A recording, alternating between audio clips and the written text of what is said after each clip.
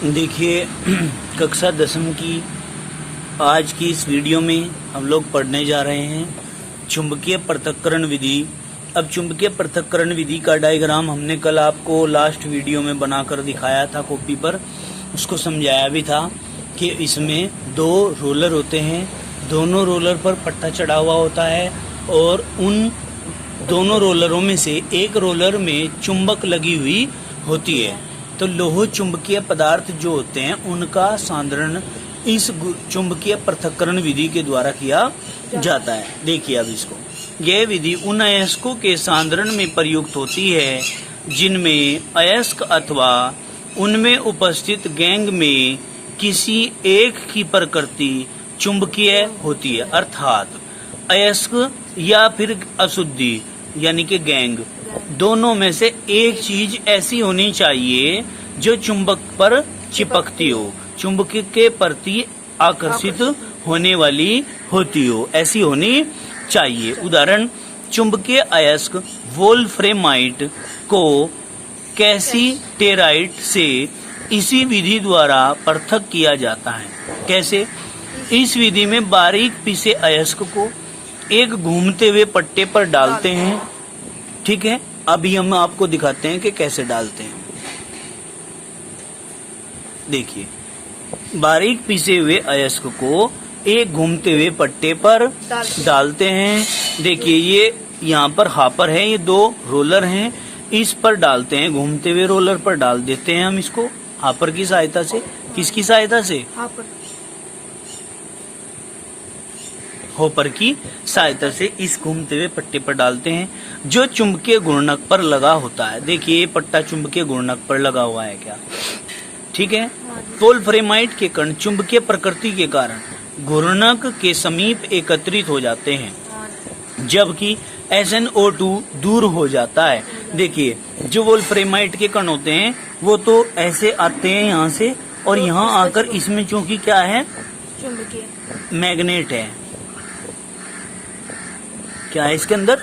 Magnet है। वो यहाँ आकर पट्टे पर चिपक जाते हैं और चिपक कर ये जो है इसी प्रकार चिपके चिपके चिपके चिपके आगे की ओर झुके तो चले जाते हैं क्योंकि यहाँ चुंबक का प्रभाव रहता है।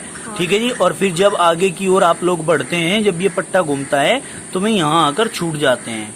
हमने इस प्रकार का डायग्राम आपको बताया था। ठीक है।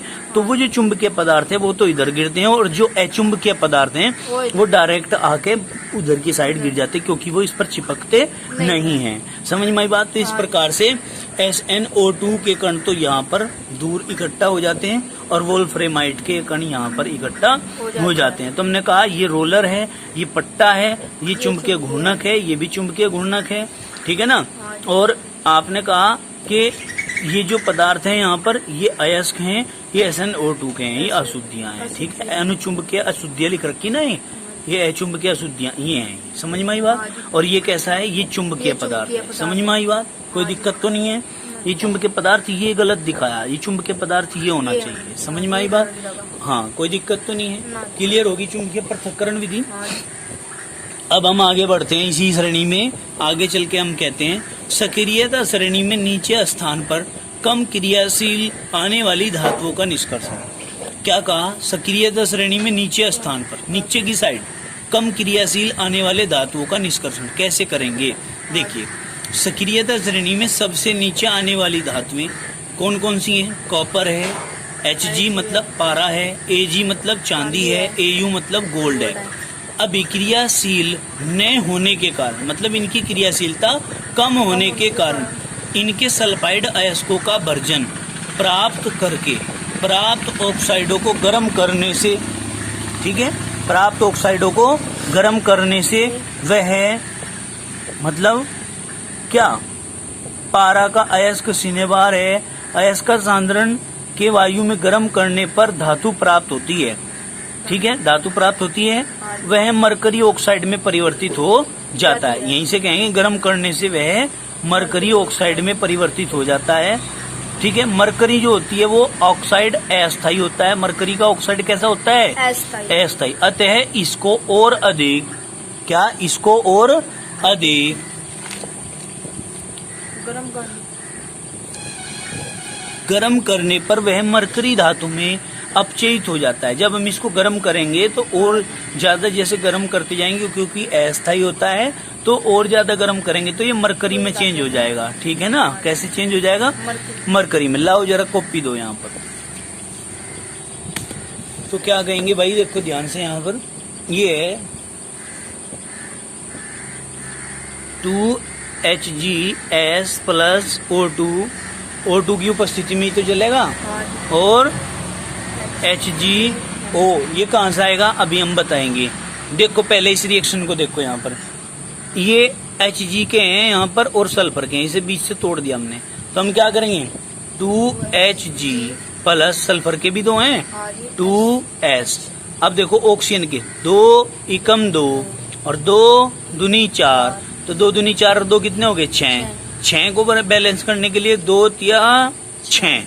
क्लियर होगी बात? तो ये तो समीकरण होगी बैलेंस। यहाँ क्या आया, HgO आया क्या?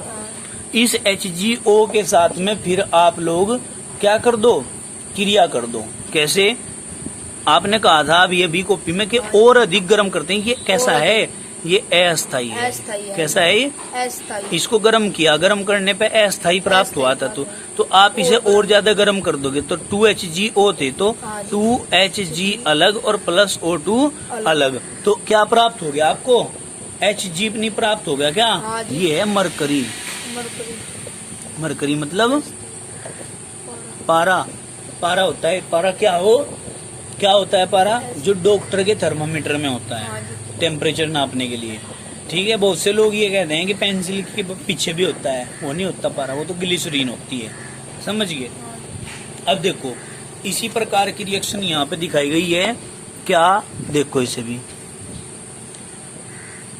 कॉपर भी निम्न अभिक्रियाशील धातु है। कॉपर भी तो कम क्रियाशील धातु है। इसका प्रमुख अयस्क Cu2S है, जिसको हम कहते हैं कॉपर ग्लांस। क्या कहते हैं इसका नाम? Copper glance. Cu2S को गर्म या वायु में गर्म करने में यह आंशिक रूप से कॉपर ऑक्साइड में परिवर्तित हो जाता है। आंशिक रूप से काय में बदल जाता है? कॉपर ऑक्साइड में बदल जाता है। ठीक है, अब क्या करना है, कॉपर ऑक्साइड सेज O2 से क्रिया करके Cu2S से क्रिया करके कॉपर देता है। जब हम इसको गर्म करते हैं तो फिर ये क्या करता है भाई, कॉपर देता है। Cu2S शेष Cu2S जो शेष बचती है वो क्रिया करके क्या बनाती है, कॉपर बनाती है। कैसे बनाती है देखो, पहले तो Cu2S का ऑक्सीकरण करेंगे, ऑक्सीकरण करके Cu2O प्राप्त होगा, फिर Cu2O से क्रिया कराएंगे दोबारा से, फिर Cu प्राप्त होगा। कैसे प्राप्त होगा देखो, ध्यान से देखना यहाँ, 2Cu2S यही तो था copper glance, copper glance plus O2 is equal to, देखो यहाँ से इसी तोड़ो जैसे पहले तोड़ा था हमने। तो हम क्या करेंगे, 2Cu2 झुका तू है तो सल्फर के कितने थे, 2 प्लस 2S। ऑक्सीजन के हैं यहाँ पर, बैलेंस बाद में कर लेंगे। 2 एकम 2 और 2 दूनी 4 और 2 6। बैलेंस करने के लिए 2 तिया 6। ये क्या प्राप्त हुआ, कॉपर ऑक्साइड। अब इसे उठाओ, यहाँ Cu2 यानी कि 2Cu2O प्लस क्या,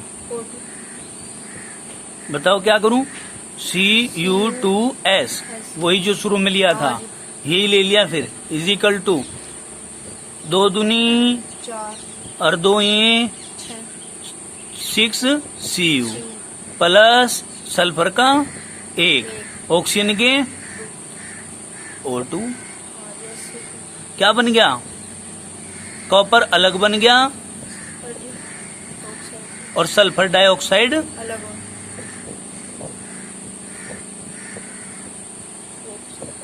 अलग बन गया। आई नहीं समझ में बात, कोई दिक्कत तो नहीं है। तो भाई कॉपर अलग, सल्फर डाइऑक्साइड अलग बन गया, बात खत्म होगी। तो ये में धातुएं थी जो कम क्रियाशील धातुएं होती हैं, किसके अंदर, विद्युत रासायनिक श्रेणी के अंदर, जिनकी क्रियाशीलता कम होती है, उनके हमने क्रिया विधि बताई है कि कैसे में क्रिया उनसे करके हम शुद्ध धातु प्राप्त कर सकते हैं। अब देखो, अब आता है सक्रियता श्रेणी के मध्य में स्थित धातुओं का निष्कर्षण। मध्य में जो उपस्थित हैं, जो बीच में आ रही हैं। सक्रियता श्रेणी के मध्य में जिंक, लोहा, लेड, सीसा, कॉपर आदि मध्यम अभिक्रियाशील धातु हैं। ये प्रकृति में प्राय सल्फाइड या कार्बोनेट के रूप में पाई जाती हैं। किसके रूप में? सल्फाइड, जैसे Cu2S है, जैसे ZnS। कार्बोनेट मतलब जैसे ZnCO3 है, Na। और कौन कौन सी हैं? Na तो ले नहीं सकते क्योंकि वो श्रेणी में सबसे ऊपर है में तो धातुएं। दूसरी हम क्या ले सकते हैं भाई? PbCO3। तीसरी क्या ले सकते हैं भाई? CO3 कॉपर कार्बोनेट के रूप में पाई जाती हैं। सल्फाइड या कार्बोनेट की तुलना में धातु को उसके ऑक्साइड से प्राप्त करना अधिक सरल है। किससे? ऑक्साइड से। धातु को उसके ऑक्साइड से प्राप्त करना क्या है? बहुत ही सरल है। इसलिए निष्कर्षण से पहले धातु के सल्फाइड एवं कार्बोनेट को धातु ऑक्साइड में परिवर्तित करना आवश्यक होता है। काय में परिवर्तित करना? धातु के, बताओ, ऑक्साइड को और कार्बोनेट को काय में? धातु के। समझ में नहीं आई बात? मैंने क्या कहा है, ध्यान से सुनो। इसलिए निष्कर्षण करने से पहले धातु का जो सल्फाइड है यहाँ पर, उसको धातु के कार्बोनेट में या धातु के ऑक्साइड में परिवर्तित करना आवश्यक होता है। धातु के सल्फाइड को कार्बोनेट में और ऑक्साइड में बदलना जरूरी होता है, इसीलिए। ठीक है, अब आगे देखिए भर्जन। भर्जन क्रिया विधि को समझो क्या है। भर्जन क्रिया विधि में भी सल्फाइड काय में बदल जाएंगे? ऑक्साइड में बदल जाएंगे, इसलिए भर्जन करा रहे। देखो, सल्फाइड अयस्क वायु की उपस्थिति में उसके गलनांक से कम और उच्च ताप पर बिना पिघलाए गर्म करने पर ऑक्साइड में परिवर्तित हो जाते हैं। काय में बदल जाते हैं? हाँ, दोबारा समझो।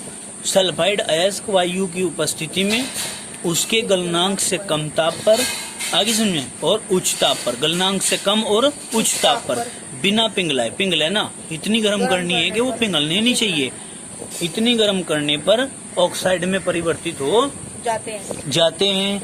इस प्रक्रिया को ही हम भर्जन कहते हैं। लाओ कॉपी दो। देखो कैसे हमने बात कही थी कि सल्फाइड को ऑक्साइड में चेंज करना आवश्यक होता है। जैसे यही है हमारा 2ZnS, ये जिंक सल्फाइड है, और जिंक सल्फाइड को plus O2 is equal to, तो क्या करेंगे बेटे? यहाँ से तोड़ें, 2Zn प्लस सल्फर के कितने हैं? 2S, ऑक्सीजन के 2 एकम 2, 2 दूनी 4, 2 दूनी 4 और 2 6 हो गए। 6 क्यों हो गए? क्योंकि 2 यहाँ जब कुछ नहीं होता तो 1 मान लो, यहाँ जब कुछ नहीं होता तो 1 मान लो। 2 एकम 2 यानी कि Zn के भी 2, 2 एकम 2 यानी कि ऑक्सीजन के भी 2, तो 2 ऑक्सीजन के हैं और 2 दूनी 4 ये, तो 6 हो गए। तो 2 की कितनी बार गुना करेंगे? 6 हो जाए, 2 तिया 6। क्लियर? तो इस प्रकार ये सल्फाइड का में बदल गया ऑक्साइड में। यहाँ लिख दो, सल्फाइड का में बदल गया ऑक्साइड में बदल गया। उठाओ इसको, समझ में आई बात? तो इस प्रकार से चेंज कर लेंगे। अब इसके बाद भर्जन के बाद हम नेक्स्ट पढ़ते हैं निस्तापन। निस्तापन में भी क्या होता है? निस्तापन में भी ऑक्साइड धातु में चेंज हो जाते हैं। क्या हो जाते हैं? या धातु के कार्बोनेट ऑक्साइड में चेंज हो जाते हैं। देखो कैसे निस्तापन में। कार्बोनेट अयस्क को वायु की अनुपस्थिति में, इसमें निस्तापन में क्या होता है, ये जो मैंने परिभाषाएं पढ़ाई थी उनको याद कर लेनी है पहले। ठीक है, कार्बोनेट अयस्क को वायु की अनुपस्थिति में उच्च ताप पर, अनुपस्थिति में उच्च ताप पर गर्म करने से यह ऑक्साइड में परिवर्तित हो जाते हैं। इस प्रक्रिया को निस्तापन कहते हैं। इस प्रक्रिया को क्या बोलते हैं?